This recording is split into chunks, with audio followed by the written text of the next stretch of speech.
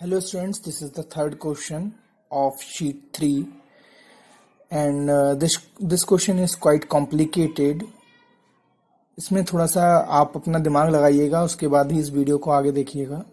पहले तो ये क्वेश्चन देखिए। क्वेश्चन क्या है? क्वेश्चन कहता है कि the front end top view of 75 mm long line, आपको लाइन की लेंथ पता है, ओके, और आपको इस क्वेश्चन में ये दे रखा है कि फ्रंट और टॉप व्यू की लेंथ क्या है, ठीक है। आपको ये पता है कि जो लाइन है वो 75 mm की है। आपको ये पता है कि it's front view and top view measures 50 mm and 60 mm, okay. आपसे ये कहा गया है कि जो एंड है, एंड पॉइंट्स हैं पी और क्यू के, वो भी आपको पता है। The end point P 35 mm above the horizontal plane and 15 mm in front of BP, okay. So obvious सी बात है, जो फ्रंट व्यू जो आपका हॉरिजॉन्टल प्लेन से ऊपर होगा वो फ्रंट व्यू में आएगा, और जो आपका वर्टिकल प्लेन के इन फ्रंट होगा वो आपका टॉप व्यू में जाएगा। यानी रेफरेंस लाइन के ऊपर नीचे का आपको पता है कि एंड पॉइंट्स कहाँ पे बनेंगे, ठीक है। कॉम्प्लिकेटेड क्या है सर इसमें? सही है, तो कॉम्प्लिकेटेड ये है कि आपको ये नहीं पता कि जो लेंथ है, ओके, वो किस एंगल पर है आपकी लाइन, ओके। दूसरी चीज, आपको जो फ्रंट और टॉप व्यू की लेंथ दे रखी है उसमें भी आपको नहीं पता कि वो कितने एंगल पर है, ठीक है। सो हम स्टार्ट करते हैं ऑब्वियसली एक रेफरेंस लाइन से।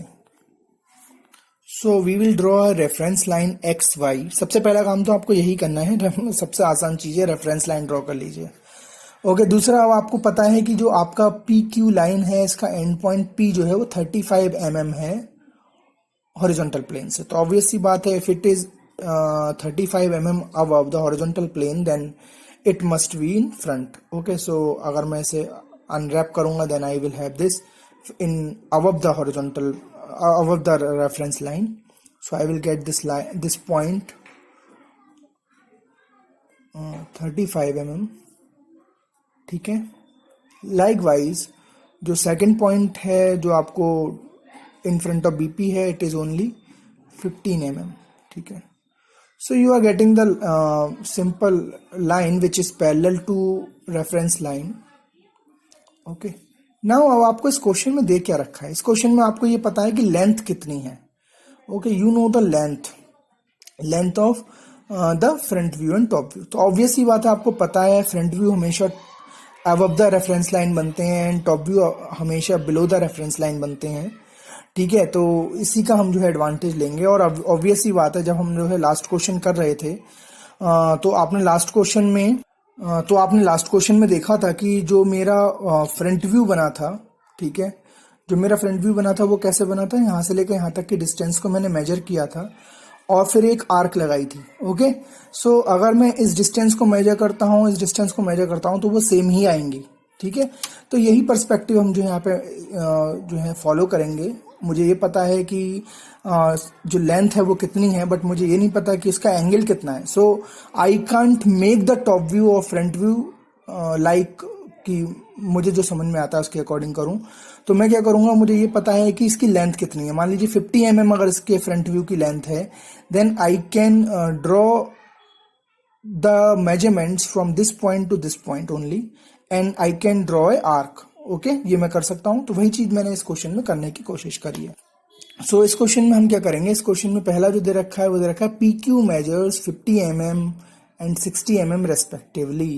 द फ्रंट व्यू 50 mm आपका जो है एंड पॉइंट से आ रहा है, तो 50 mm हम जो है यहाँ पे मेजर कर लेंगे। मान लीजिए this is a 50 mm, okay. And दूसरा जो है वो आपका कितना है, दूसरा आपका है 60 mm, ठीक है। Another one is 60 mm।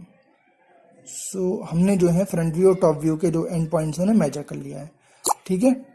अब हम जो है देखते हैं कैसे करेंगे, ओके। तो what we will do, we will measure the distance from here to here and make an arc, okay. Simply एक आर्क ड्रॉ करेंगे इस पॉइंट से। लाइकवाइज हम इस पॉइंट के लिए भी यही चीज करेंगे।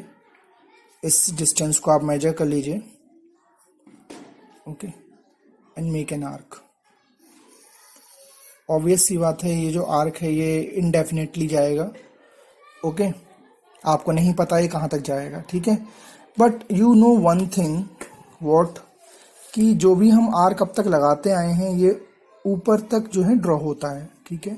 सो I will draw it up to this point. Likewise जो ये आपको पॉइंट मिला है, इस पॉइंट को भी हम जो है डाउनवर्ड साइड में बढ़ा देंगे। Okay, now you know one thing, what you know one thing, कि आपकी जो लेंथ है लाइन की वो कितनी है, 75 mm। So just fill the 75 mm distance in your compass and make a cut here on this point. Okay, so I have measured the distance of 75 mm. I take this thing, okay, and I will make a